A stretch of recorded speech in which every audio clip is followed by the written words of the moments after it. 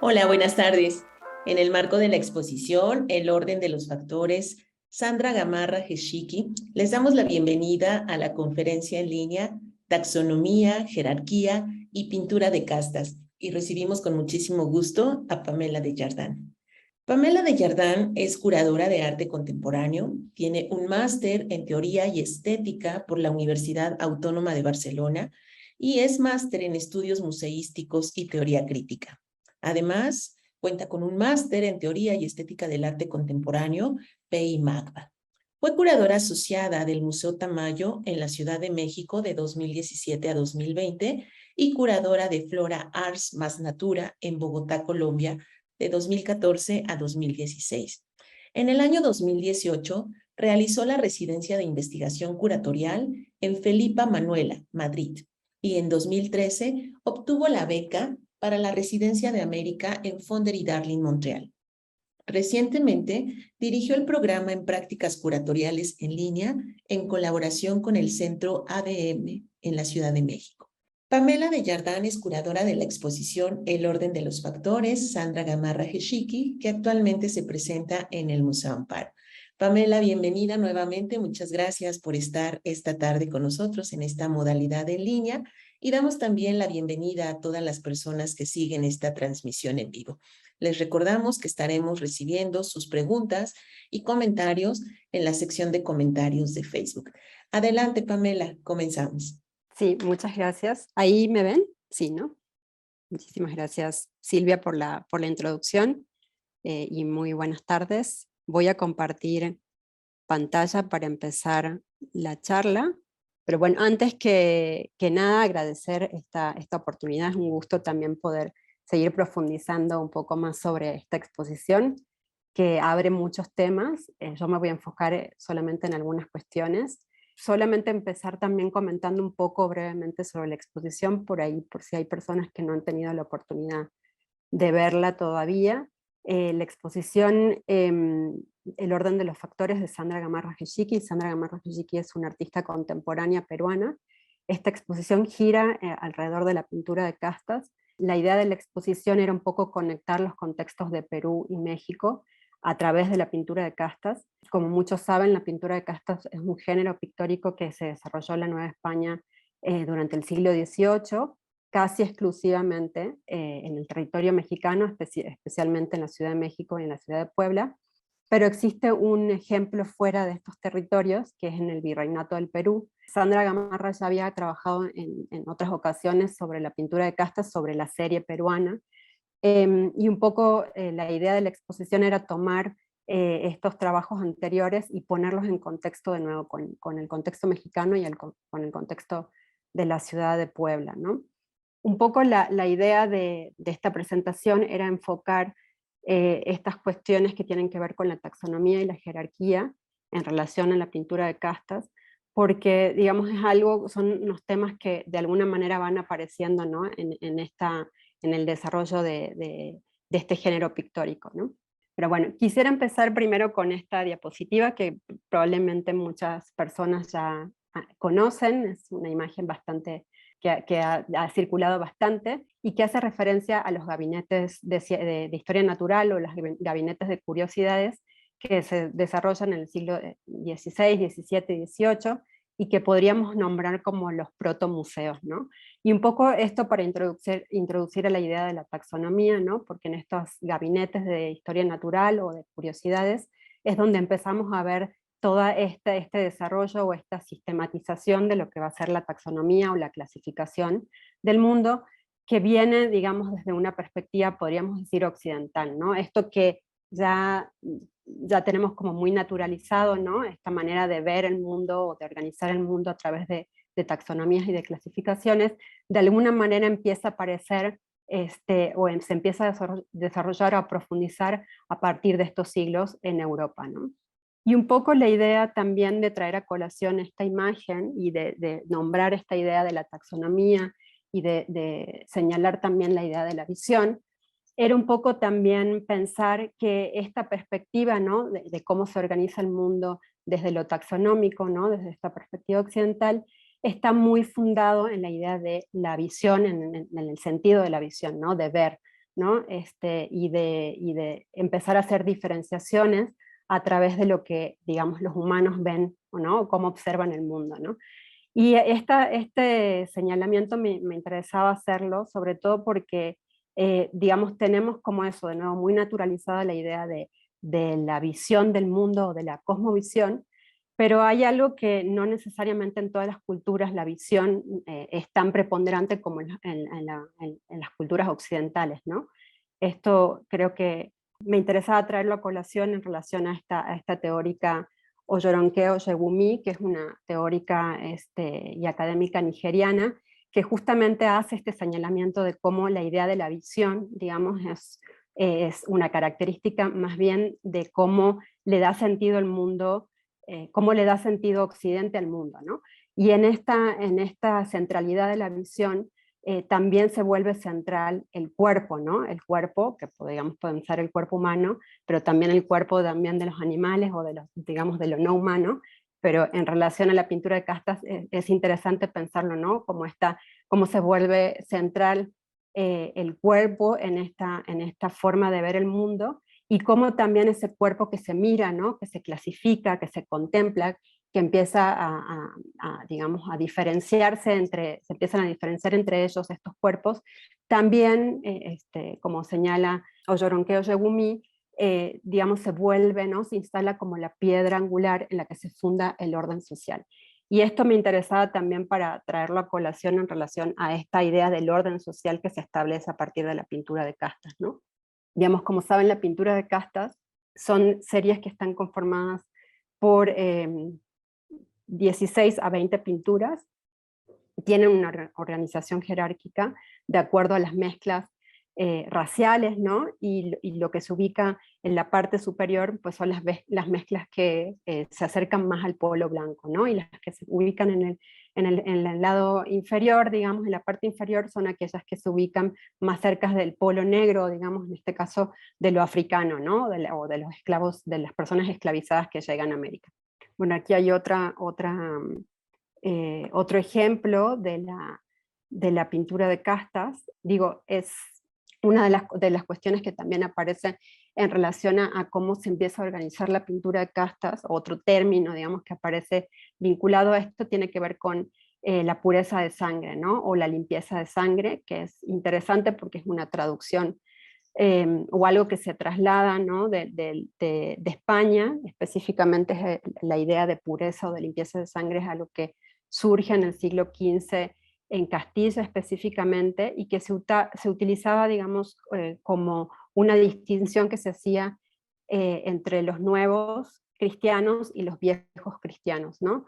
Los nuevos cristianos eran aquellos musulmanes o judíos conversos al cristianismo, y los viejos cristianos pues eran los que tenían este linaje de sangre, digamos, mucho más antiguo, y que por ende tenían como mayor acceso o tenían como más prestigio, digamos, o más privilegios, y aquellos no que eran los nuevos cristianos tenían más restricciones a la hora de acceder pues, a cargos en instituciones seculares o en instituciones religiosas, ¿no? Entonces esta idea de la limpieza de sangre, que era este requerimiento de demostrar, digamos, si uno era un viejo cristiano, si tenía ese linaje de sangre, también se traslada a la idea de la pintura de castas, no necesariamente, bueno, se traslada a América, digamos, y se representa en la pintura de castas, no necesariamente vinculado a lo religioso, sino más bien una cuestión racial, ¿no? Digo, es interesante pensar que también estas categorías de orden social jerárquico también están vinculadas, ¿no? A esta idea de los privilegios, digamos, y ciertas restricciones también está vinculado como al pago de tributos, ¿no? O sea, las personas que se ubicaban también en la parte más baja de estas jerarquías son las que finalmente tenían, como digamos, como pasaba en Europa en el medioevo, ¿no? Tenían que pagar tributos, ¿no? Eso también pasaba en América. Pero bueno, un poco avanzando también sobre la exposición, una de las primeras piezas que está en la segunda sala de la exposición se llama Gradación, y hace alusión a todas las varias de las series que están incluidas en la exposición, retoman el número 16 y 20, porque estos son los números de pinturas que conformaban las series de pinturas de castas, ¿no? O sea, las series por lo general están conformadas por 16 o 20 pinturas. y en la exposición un poco las series que desarrolló Sandra también replican esa misma numeración, ¿no? En este caso, gradación hace alusión justamente a esta jerarquía que va a estar fundada, ¿no?, en rasgos fenotípicos, ¿no?, que es un poco este orden social va a estar básicamente digamos, jerarquizado a partir de rasgos fenotípicos, en donde el color de piel se vuelve muy preponderante, muy importante, porque claramente es lo más visible, ¿no? Estos ponchos realiza Sandra en colaboración con Elvia Paucar, que es una tejedora peruana, un poco, digamos, evidencian esta suerte de orden desde el color, desde el colorismo. Y la idea del poncho, en este caso, en esta serie de Sandra, es interesante porque en Perú el poncho, ¿no?, estos son ponchos que están sujetos, no tensados en bastidores, y vemos la abertura, ¿no?, digamos que es por donde uno se coloca la cabeza para vestirse con el poncho. Hay una asociación en Perú en relación a esta abertura, a esta zanja, ¿no?, que tiene, bueno, esta abertura que tiene el poncho con la zanja que uno realiza en la tierra a la hora de sembrar una semilla, ¿no?, para que la vida se reproduzca. Entonces, de alguna manera hay una asociación o una analogía, digamos, entre la zanja que uno hace en la tierra para sembrar y para, ¿no?, para nacer, para que algo nazca, y este gesto de pasar la cabeza por dentro de este orificio, y digamos que cada vez que nos ponemos el poncho, ¿no?, pareciera que estamos volviendo a nacer, ¿no? Entonces también esta relación entre el nacer y el nacer con un color de piel, que de alguna manera todavía, ¿no?, determinan algunas sociedades el lugar que vas a ocupar en la estructura social, ¿no? Bueno, esta idea ¿no?, de la gradación que va de lo más claro a lo más oscuro, y que, digamos, esta analogía que existe entre lo superior, ¿no?, y lo inferior.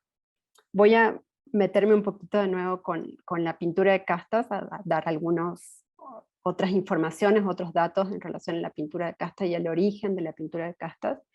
Digo, hay una teórica historiadora del arte que se ha especializado en la pintura de castas, que se llama Ilona Katsu, que tiene justamente un libro llamado Pintura de castas, representaciones raciales en el México del siglo XVIII, que ha sido un libro muy importante para esta exposición, porque nos ha dado mucha información justamente histórica.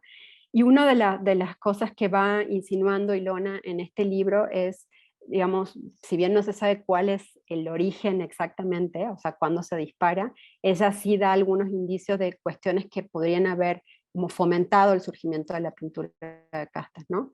Por un lado, tiene que ver con esto que estaba mostrando al comienzo, en relación a los gabinetes de curiosidades o los gabinetes de ciencias naturales que aparecen, ¿no?, en el siglo XVI, XVII, XVIII, y que están muy vinculados con esta idea del consumo de lo exótico, ¿no?, o la cultura de lo exótico, ¿no? Esta mirada que hay en Occidente, o este afán, digamos, que tiene Occidente de coleccionar objetos generados por otras culturas, pero también especies, ¿no?, flora o fauna, que existe en otros territorios que no sea el europeo, y esta mirada sobre eso que es ajeno al europeo, por lo general es exotizado, digamos, y es pensado como una curiosidad, ¿no?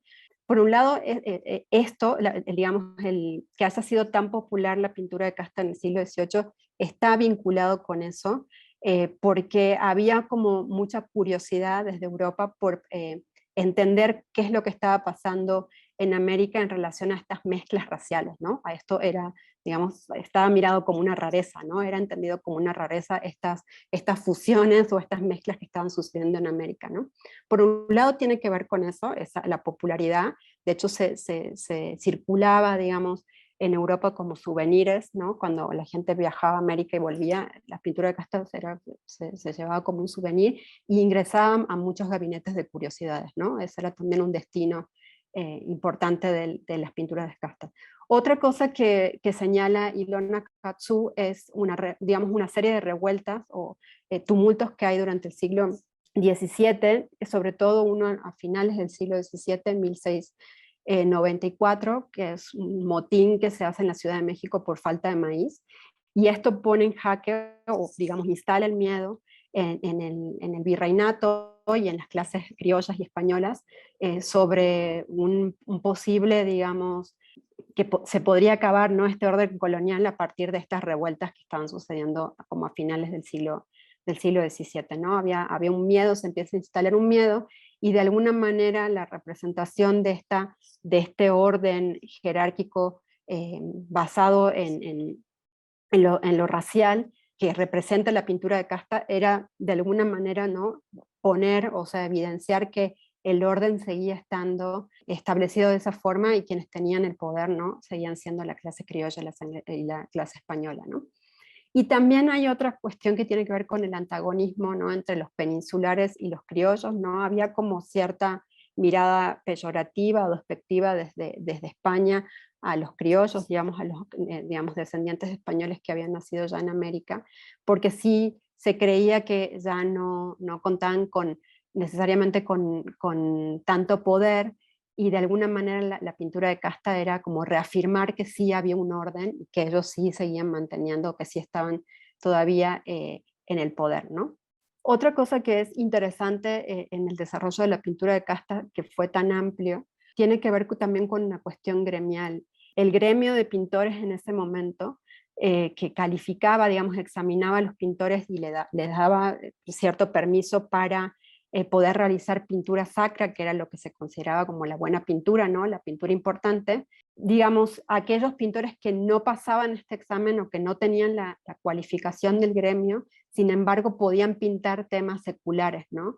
Entonces muchos pintores que no, digamos, que no ingresaban o que no tenían como esta examinación o esta calificación del gremio de pintores, se dedicaron justamente a temas seculares, entre los que se encontraba la pintura de casta. Entonces también eso también de alguna manera fomentó y determinó en muchos sentidos que la pintura de castas tuviera una calidad o una variedad, digamos, tan amplia, ¿no? Aquí puse algunos ejemplos, tampoco me quiero detener tanto en esto, pero digamos, podemos ver cómo ha ido variando, como en algunas sí hay fondos, en otras no hay fondos, ¿no? En estas primeras, la primera que mostré, perdón, esto no. Por ejemplo, aquí, digamos, casi que no tenemos tanta información como de cuestiones de clase, ¿no? Las vestimentas más bien nos dan referencias, sí de mezclas raciales, sí de orígenes, pero más bien podríamos pensar que todos pertenecen como un rango social alto, ¿no?, por el tipo de vestimenta,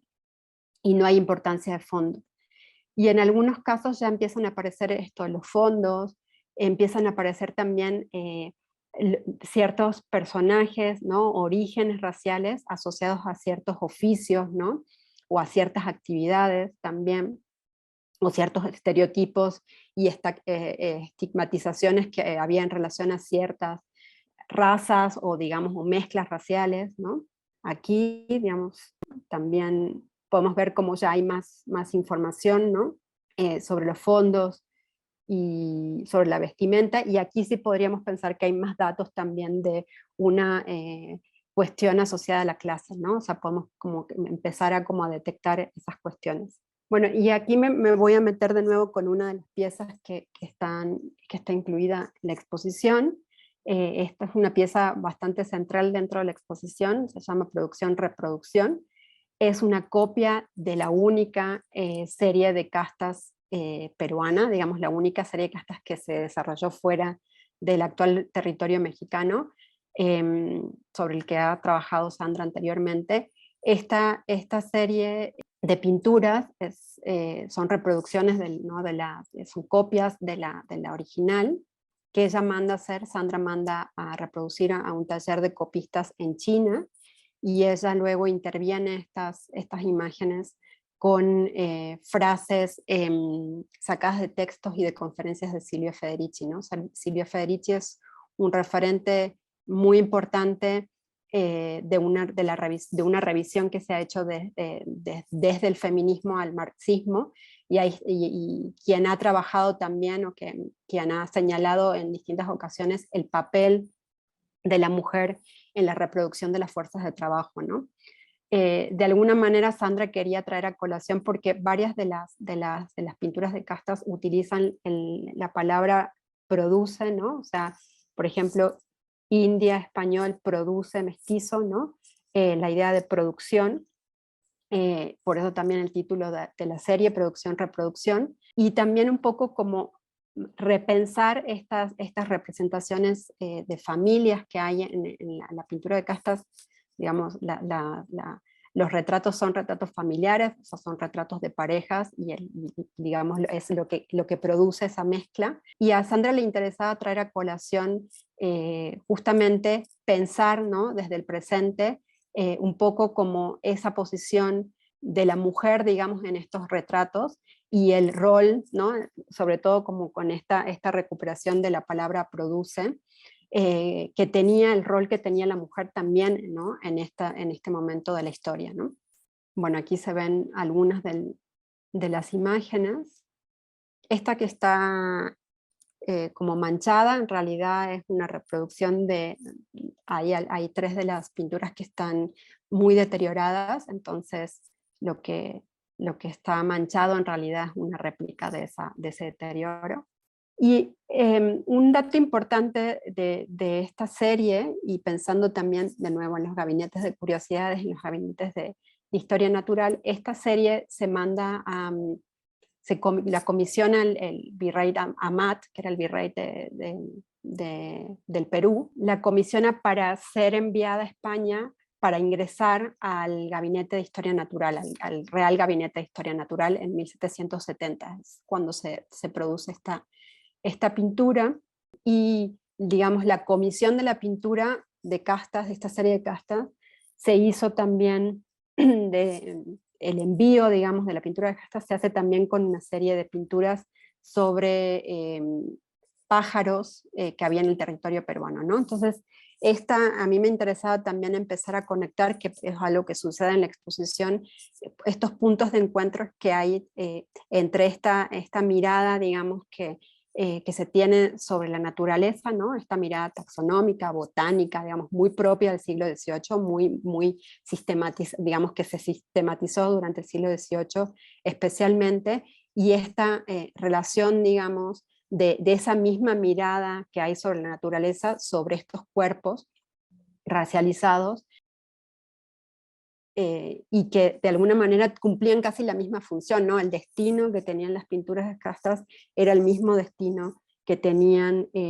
las láminas botánicas o pinturas, digamos, que representaban flora y fauna de los territorios donde venían, ¿no? Entonces, esta idea también de mostrar la exuberancia, de mostrar la rareza, ¿no?, de mostrar la abundancia, digamos, que había en América, empieza, digamos, como a tomar justamente después de la segunda mitad del siglo XVIII, empieza como a fusionarse, ¿no? Bueno, la exposición tiene referencias también a lo botánico, a láminas botánicas. Como decían, durante el siglo XVIII empieza como con más fuerza esta sistematización de lo taxonómico y de la clasificación, digamos, como esta mirada más cientificista, ¿no?, que se hace de la naturaleza. Digamos, uno de los referentes quizás más importantes es el Sistema Naturales de Carlo Linneo, ¿no?, que es de 1735, pero también las expediciones botánicas que se hacen durante el siglo XVIII, ¿no?, la expedición botánica de la Nueva España, ¿no?, la expedición botánica de la Nueva Granada, que es el actual territorio de Venezuela, Colombia, Ecuador, y digamos todas las exploraciones que hace Humboldt, ¿no?, por ejemplo.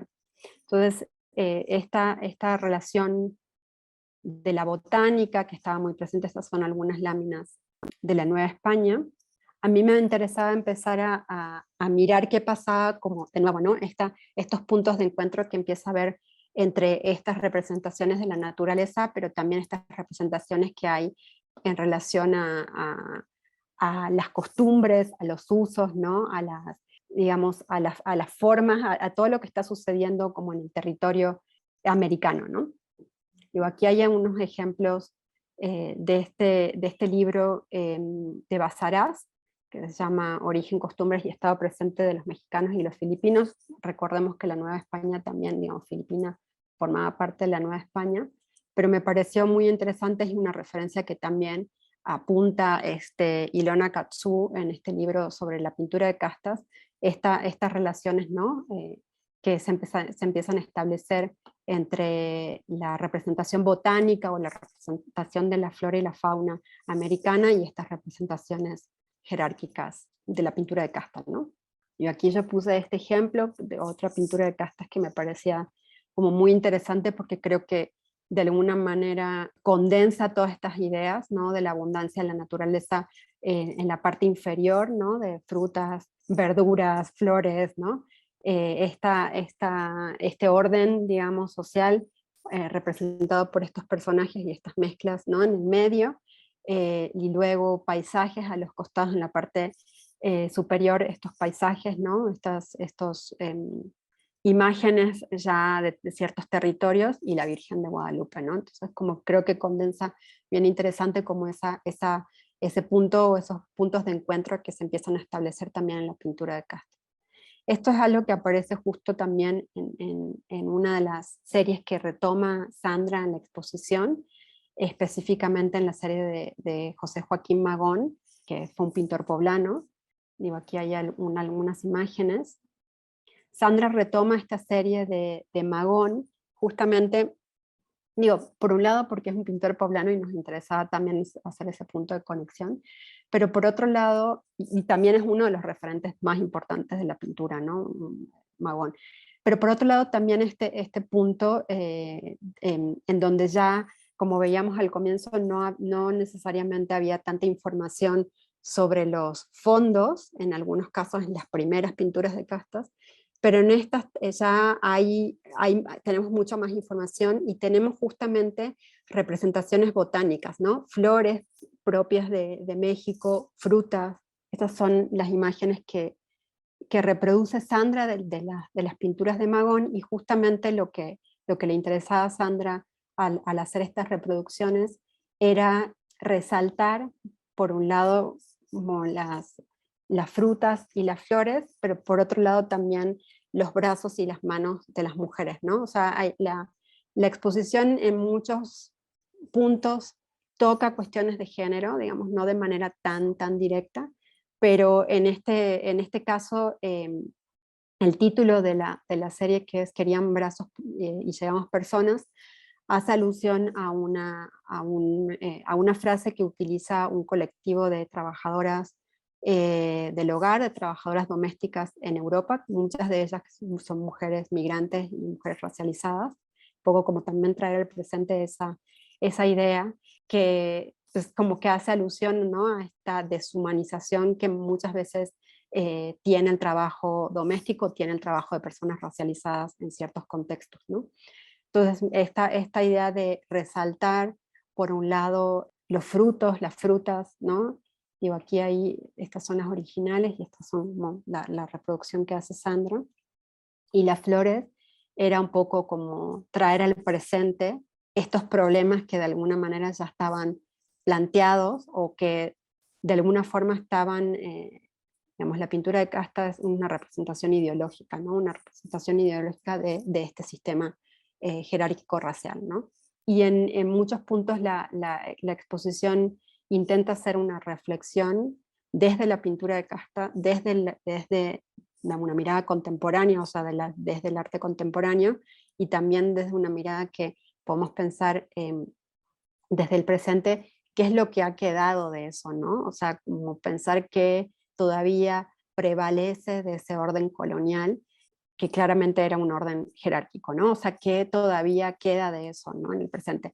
Yo solamente estoy mostrando algunas de las piezas incluidas en la exposición, porque me interesaba enfocarme específicamente en esta idea de la taxonomía y la jerarquía en relación a la pintura de castas, pero hay otras piezas que probablemente abren, ¿no? Un poco más hacia el presente estas ideas que estoy mencionando ahora.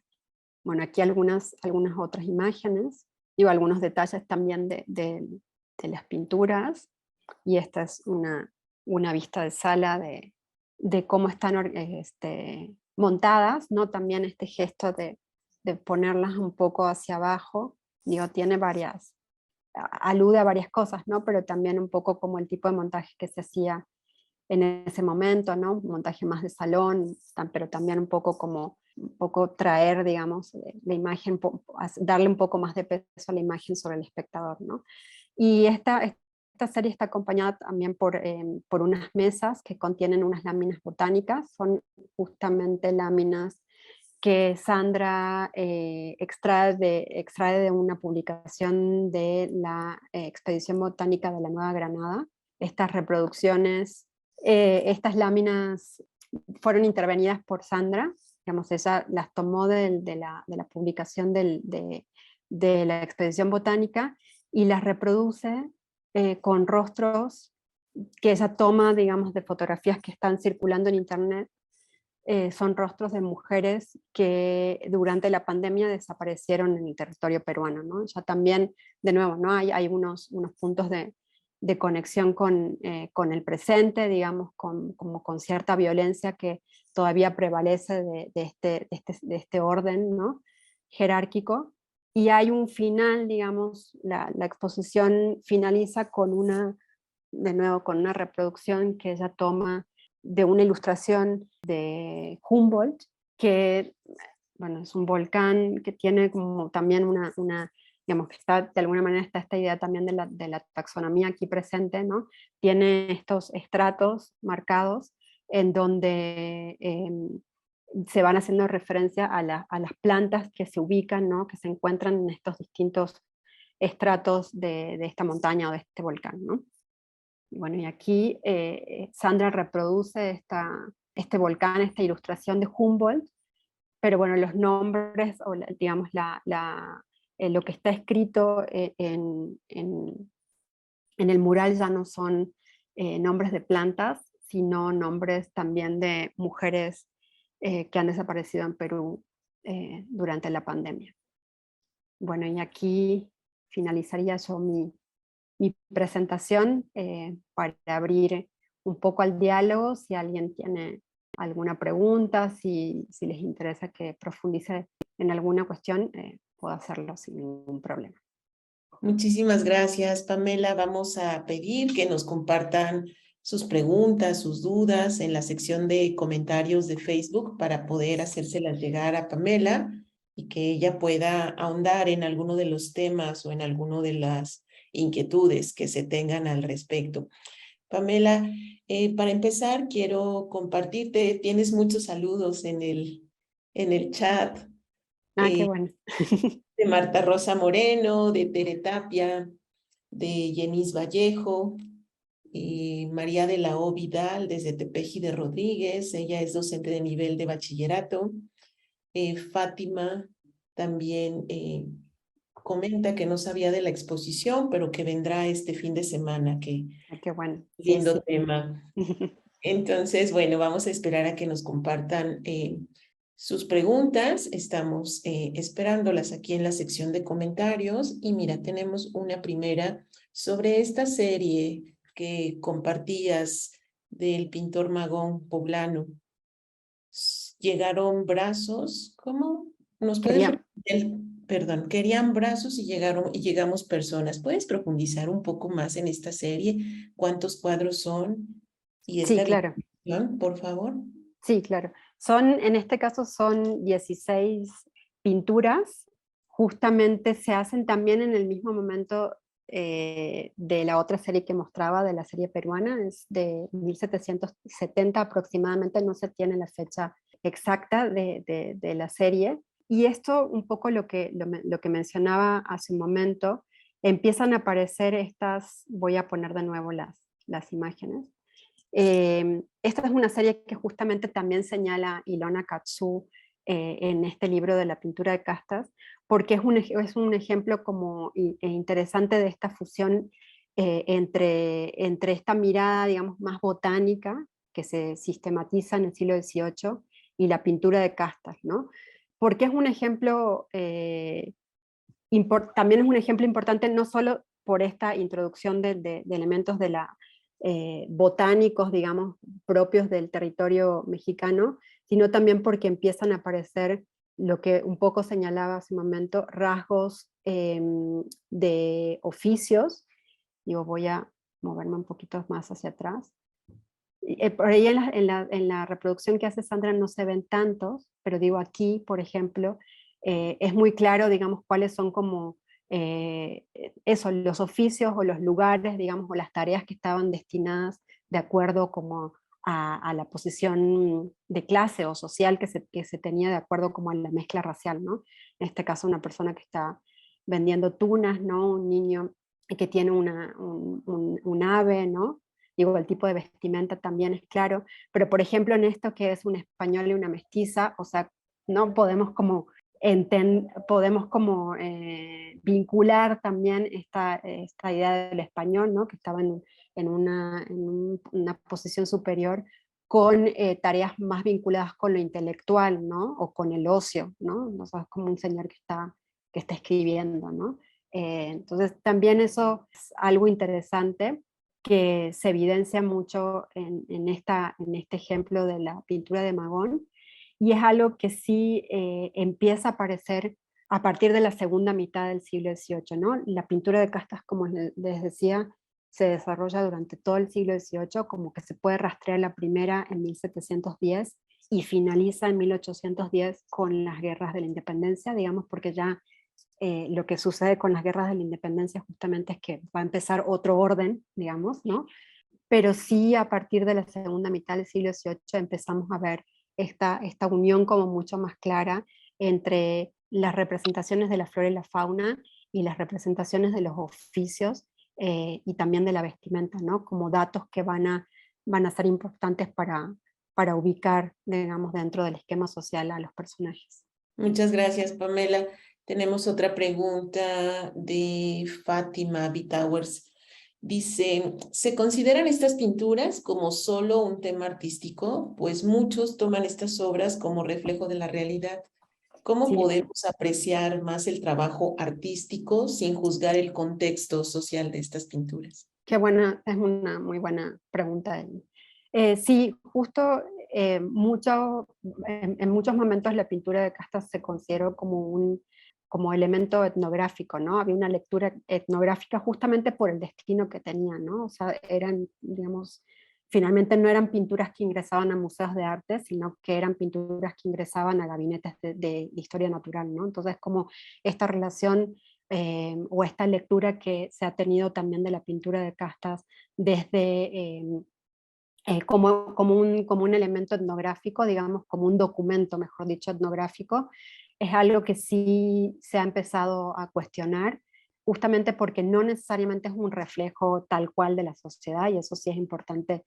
Sí es un reflejo de una ideología del momento, eso sí, claramente es esta representación, sí es un reflejo de una ideología racial de ese momento, pero no necesariamente es lo que estaba sucediendo en la realidad, ¿no? Y la valoración desde la historia del arte es algo que sí justamente hace Ilona Katsu, ¿no? Esta historiadora del arte retoma la pintura de castas, sí hace un análisis, digamos, justamente de lo que representa ideológicamente y simbólicamente, que creo que ese es finalmente el valor que tiene el arte, ¿no? O sea, como dato, si bien eso no lo estamos percibiendo como un documento etnográfico, como un documento histórico, como fáctico de un hecho real, sí en términos simbólicos nos dan datos de lo que estaba sucediendo en ese momento. Y en términos artísticos creo que el género de la pintura de casta es muy interesante por esta variedad que hay, ¿no? Por esto que señalaba al comienzo, como era un tema que lo podía pintar cualquier persona, no se necesitaba esta, digamos, calificación o esta examinación que se hacía desde el gremio de pintores. La variedad y la amplitud es tan amplia que en términos artísticos es muy rica también, ¿no? De ver esto. Por supuesto, hay pintores mucho más académicos. José Joaquín Magón es uno, ¿no? Miguel Cabrera, ¿no? Andrés de Solís. O sea, como que hay pintores que claramente tienen muchas más herramientas académicas para el desarrollo de la pintura, pero también lo que mostraba un poco al comienzo, ¿no? Esta variedad y estas calidades también le dan una riqueza muy interesante a este género pictórico. Muchas gracias, Pamela.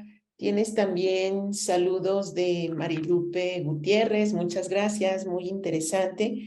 Y preguntan, ¿cuál sería la reflexión que busca propiciar el artista con estas reproducciones? Sí, bueno, la exposición un poco busca traer al presente este orden colonial, ¿no? Que está simbolizado a partir de la pintura de castas, y pensar un poco que todavía persiste en el presente, ¿no? De esta organización social. Digo, yo no estoy mostrando todas las piezas, pero hay una pieza que está al comienzo de la exposición, que es una pieza que ella hizo hace exactamente 10 años, que es un retrato familiar de una fotografía. Ella reproduce una fotografía familiar. Ella tiene, digo, es peruana, pero su lado materno, su mamá, tiene origen japonés, que es una migración que hubo, que fue muy importante en Perú, ¿no? La migración japonesa. Su papá es, podríamos decir, mestizo, ¿no? Tiene origen indígena y afrodescendiente, y blanco español, y ella en este retrato familiar justamente lo que hace es emular una pintura de castas, ¿no? Está su mamá, su papá, ella y su hermana en el medio, y un poco, digamos, como al comienzo de la exposición, un poco la reflexión tiene que ver con su propia identidad, o sea, si hay una reflexión desde su propio lugar, como una persona, pues una mujer racializada, digamos, una mujer que tiene un origen también asiático, que es ha sido bastante estigmatizado en el Perú, y pensar desde el presente, digamos, que eso, ¿no? Que queda de esta representación, ¿no? De la pintura de casta, que es lo que todavía prevalece en el presente. También un poco la idea de conectar el contexto peruano y el contexto mexicano es también abrir un debate sobre estos temas, no a nivel local, digamos, de México, sino como pensar qué es lo que ha sucedido también a nivel regional, ¿no? Que ha pasado también en América Latina con estas cuestiones, digamos, que todavía de alguna manera existen, ¿no? O sea, existen, hay otra pieza que está incluida en la exposición que habla un poco más de estas cuestiones desde el presente, pero bueno, la reflexión un poco es pensar desde la actualidad, digamos, esto que de alguna manera está marcando la pintura de castas, ¿no? Y un poco también pensar, articular, digamos, o pensarlo de una manera interseccional, la cuestión de la raza, la clase y el género, ¿no? Muchísimas gracias, Pamela. Y bueno, finalmente tenemos saludos de Sonia Sánchez, te da las gracias por esta charla y aprovechamos su saludo y su agradecimiento para también extenderlo. Pamela, muchísimas gracias por esta charla tan interesante, esta oportunidad de conocer otra línea que podemos explorar dentro de la exposición y además estas reflexiones que planteas que sin duda nos permiten visitar la exposición con otros ojos, ¿no? Con mayor información y con mayor contexto para poder disfrutarla aún más. Entonces, agradecemos también a todas las personas que estuvieron conectadas en línea y les recordamos que la exposición El orden de los factores, Sandra Gamarra Geschicki, va a permanecer todavía en las salas de exposiciones temporales y tenemos el horario de visita de miércoles a lunes de 10 de la mañana a 6 de la tarde con entrada gratuita todos los días. Así que si no la han visto, los invitamos a que vengan, a que hagan este recorrido. Estará la exposición hasta el próximo 17 de octubre de 2022. Pues muy buenas noches para todos. Pamela, te mandamos un abrazo y esperamos verte muy pronto aquí en el Museo Amparo. Buenas noches. Buenas noches, muchas gracias, Silvia. Saludos a todas las personas conectadas. Gracias, buenas noches.